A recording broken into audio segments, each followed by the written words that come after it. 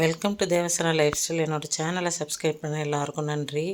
இப்போ தான் first time நீங்கள் என்னோடய வீடியோ பார்க்குறீங்கன்னா என்னோடய சேனலை சப்ஸ்கிரைப் பண்ணிவிட்டு கூடவே பெல் ஐக்கானை கிளிக் பண்ணுங்கள். ஆல்ன்ற ஆப்ஷனையும் கிளிக் பண்ணுங்கள். அப்போ தான் நான் போடுற வீடியோ உங்களுக்கு நோட்டிஃபிகேஷனாக வரும்.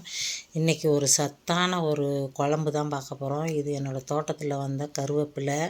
இதை நான் ஒரு போல், அதாவது 10-15 இனுக்கு எடுத்துகிட்டு அதை ஃபுல்லாக நல்லா வாஷ் பண்ணிவிட்டு ஒரு மிக்ஸி ஜாரை எடுத்திருக்கேன். நல்லா ஃப்ரெஷ்ஷாக இருக்குது கருவேப்பிலை. அந்த மிக்ஸி ஜாரில் இந்த கருவேப்பிலையெல்லாம் நல்லா வாஷ் பண்ணிவிட்டு போட்டுப்போம்.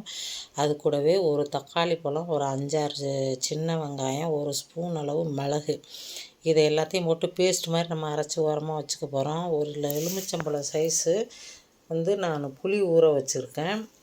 அடுப்பில் ஒரு கடாயை வச்சாச்சு. அதுக்கு 3 ஸ்பூன் அளவு நல்லெண்ணெய் விட்டுருக்கேன். கொஞ்சம் கடுகு விட்டு கொஞ்சம் பொரிஞ்சோடனே கொஞ்சம் வெந்தயம் போட்டு தாளிச்சுக்கிற போகிறோம். அதுக்கப்புறமா ஒரு 20-25 பூண்டு நான் போட்டிருக்கேன். இந்த பூண்டு நம்ம உடம்புல ரொம்ப நல்லது. கெட்ட கொலஸ்ட்ரால்லாம் குறைக்கும், நல்ல கொலஸ்ட்ராலை இன்க்ரீஸ் பண்ணும். இந்த சின்ன வெங்காயமே நம்ம உடம்புக்கு எதிர்ப்பு சக்தியை நிறைய கொடுக்கும். சின்ன வெங்காயம் ஒரு 20 வெங்காயம் போல் நான் உரித்து அதையும் போட்டுக்கிறேன். இது நல்லா கண்ணாடி பதம் அளவு நம்ம வதக்கணும். அதுக்கு தேவையான உப்பு போட்டுக்கலாம். இதை நல்லா நம்ம வதக்கினோம்னா அந்த வாசனை பூண்டும் சின்ன வெங்காயம் வாசனை ரொம்ப சூப்பராக இருக்கும். குழம்புக்கு இதுதான் தனி சுவையை கொடுக்கும்.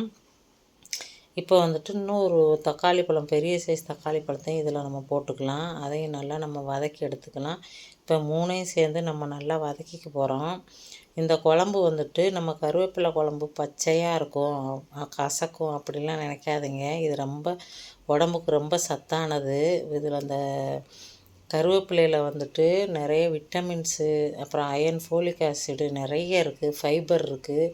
இதை டெய்லி நம்ம தூக்கி போடாமல் சாப்பிட்டு இருந்தோம்னா அவ்வளோ நம்மளுக்கு உடம்புக்கு சத்து. அனீமியா இது சரி பண்ணும். இப்போ அந்த கருவேப்பிலை அரைச்சி வச்ச கருவேப்பிலை பேஸ்ட்டை இதில் போட்டு அது கூடவே குழம்பு மிளகாத்தூள் ஒரு 2 ஸ்பூன் நான் போட்டுக்கிறேன். சின்ன ஸ்பூன் தான், அதனால உங்களுக்கு தெரியுது, 2-3 ஸ்பூன் போட்டுக்கிறேன். கூடவே காஷ்மீர் சில்லி பவுட்ரு கொஞ்சமாக போட்டுக்கிறேன். இதை பச்சை வாசனை போகிற வரை அந்த கலர் மாறணும், பச்சை கலரு, அது வரைக்கும் நம்ம நல்லா வதக்கி எடுத்துக்க போகிறோம். நான் சொன்ன மாதிரி இது கர்ப்பிணி பெண்கள், சிறு வயதில் காலேஜ் போகிற பெண்கள் எல்லாமே சாப்பிட்லாம். வாரத்துக்கு 3 தடவை இதை சாப்பிட்லாம். இப்போ அந்த புளி கரைச்சலை நம்ம இதை சேர்த்துக்க போகிறோம். இதை நல்லா கலந்து விட்டுட்டு மூடி போட்டு நம்ம வேக வைக்க போகிறோம். நம்ம எண்ணெய் பிரிகிற அளவுக்கு நம்ம வேக வைக்கணும். இந்த கருவேப்பிலை குழம்பு வாரத்துக்கு 3 நாள் நீங்கள் ஸ்கூலுக்கு போகிற பசங்களுக்கு லஞ்சு பாக்ஸாக கொடுக்கும். இது லஞ்சுக்கு நம்ம கிளறி கொடுக்கலாம். இது பண்ணிவிட்டு இது ஒரு ஸ்பூனை நீங்கள் ஒரு டப்பா சாதத்துக்கு கிளறலாம். அவ்வளோ டேஸ்ட்டாக இருக்கும். இப்போ மூடி போட்டு வேக வச்சாச்சு. இது இந்த தண்ணியாக இருக்குது கொஞ்சம். இந்த பதத்துலேயும் நீங்கள் எடுத்து உங்களுக்கு 5-6 பேர் இருந்தீங்கன்னா நீங்கள் சாப்பிட்லாம். ஆனால் இன்னும் கொஞ்சம் கட்டியான எண்ணெய் பிரிஞ்சு வந்தால் இன்னும் டேஸ்ட் சூப்பராக இருக்கும். இன்னும் கொஞ்சம் நேரம் நம்ம மூடி போட்டு சிம்மில் நம்ம அடுப்பை வச்சிடலாம்.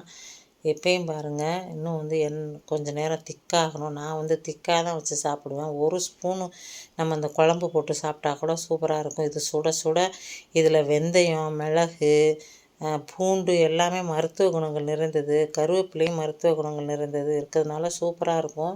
இந்த மாதிரி எண்ணெய் பிரிஞ்சு குழம்பு பார்க்கவே அருமையாக இருக்குது. டேஸ்ட்டு வேறு லெவலாக இருந்ததுங்க. இதை மாதிரி கர்ப்பிணி பெண்களுக்கும் ஸ்கூல் கோயிங் ஸ்டூடெண்ட்ஸுக்கும் வாரத்துக்கு 3 தடவை நீங்கள் பண்ணி கொடுங்க. முடியும் அடர்த்தியாக கருகருன்னு வளரும். ட்ரை பண்ணி பாருங்கள். தேங்க்யூ ஃபார் வாட்சிங்.